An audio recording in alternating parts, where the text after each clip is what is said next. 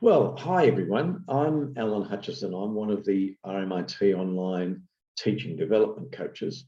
And it's my job, a job I love. It's my job to work closely with our online teachers.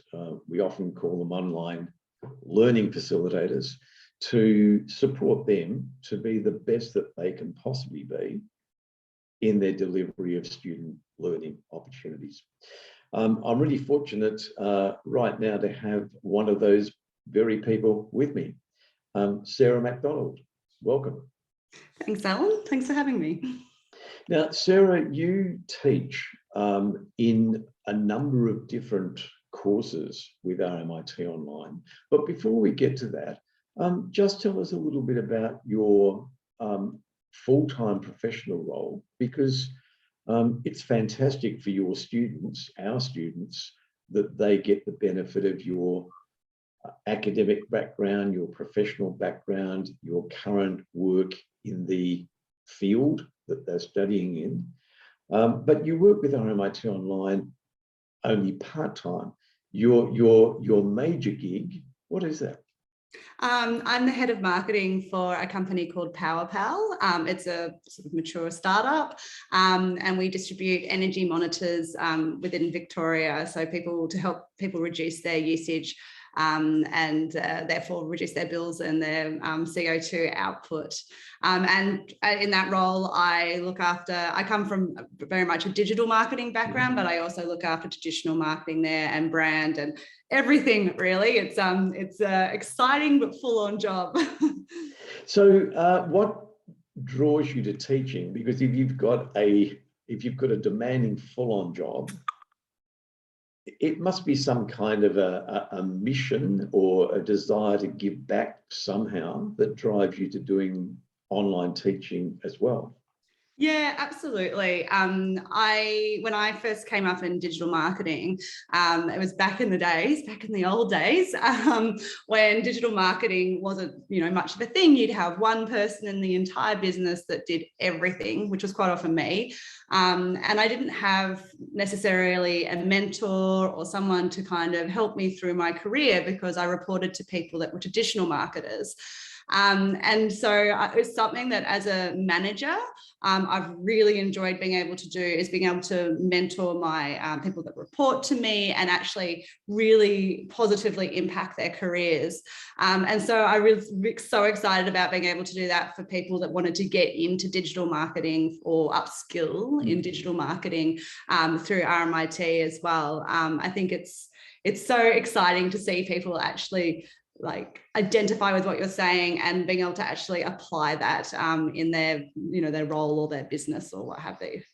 Yeah, can we explore that a little bit further? I mean, often the terminology we use is really powerful symbolically. I know that you teach in postgraduate courses, that's master's and MBA level courses. And I think in that area, we tend to refer to you as an online learning facilitator. But I know you also teach in an area I don't know much about at all, future skills. And in that capacity, we actually call you a mentor. And from what you just said, Sarah, mentoring is a very important thing to you. So could you just flesh that out? Just explain the difference between those two sorts of courses that you teach. Yeah, so the short courses, the short future skills short courses are probably generally people who are currently working, and some of them actually work in marketing and want to upskill into a bit more digital, or people that are starting their own sort of side gig and just want to know how to market their product. It's people trying to get a really quick slice of digital marketing, whereas obviously in the postgraduate courses it's bigger, as part of a much bigger thing. And it's when I teach those courses, it's a little bit more like a traditional teaching role, whereas in the short courses where I'm a mentor, it's really about getting that practical application and explaining how what they're learning is actually, I've applied it in my role or other businesses have applied it, and how it has or hasn't worked. And also, you know, a lot of the one-on-ones that I have with people in those courses, because students can book in 15-minute one-on-ones with us, are about people asking me about how I got into my career, how they, you know, what's the best thing they could do to try and get into an entry-level digital marketing role, or, you know, any advice I have around extra training they could do. I've got a student that's just asked me if I could meet her for a coffee. She just finished a course because she'd like to chat to me more about, you know, what she can do in her career. So yeah, you really get involved with their actual career aspirations.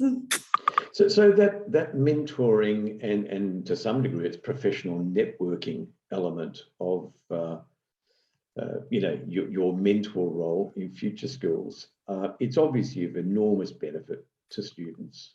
Just going back for a moment to the master's level courses where you're teaching, which are obviously, you know, academic in a serious sort of a way. Is your role an online lecturer, or is it something a bit different from that? It's definitely different to that. If I was an online lecturer, I would probably just spend an hour a week talking to them or talking at them, more to the point. Whereas this you know, is really important to actually engage the students and make them feel supported and heard, and that they can come to you. I find that, and I have studied remotely previously before as well when I did my postgrad, and I found one of the most challenging things was feeling very isolated. So if you didn't understand something, you didn't know if you were the only one or if everyone was having that same problem, and people don't tend to talk up on the forums. And I see that in my students as well. They get quite stressed and overwhelmed and overthink things. So it's really important for them to feel like they can come to you and that you're there for them.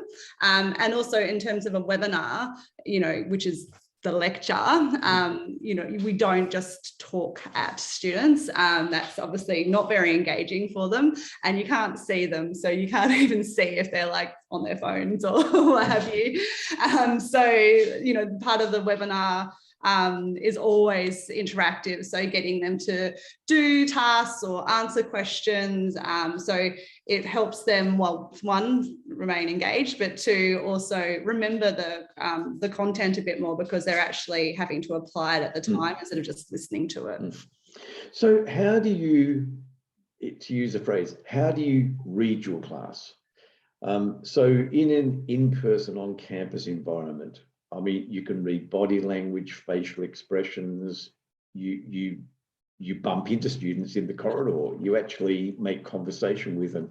And from that point of view, you get to know them. So you've got a very humanized and personalized environment.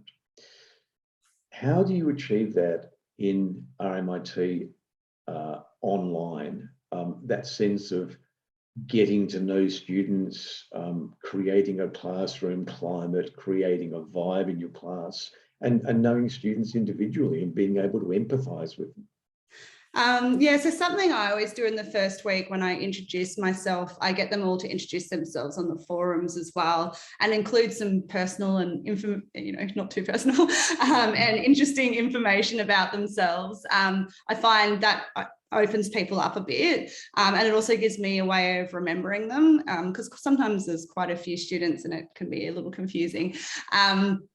So definitely that's a great way. And then with the courses that I teach, the students are essentially working on an assignment the whole way through, and they're using a business, either one that they work for or one that's made up, or, you know, and so you get to know a lot about a student through that as well. So with the contacts you have on them, and you can ask them more about it.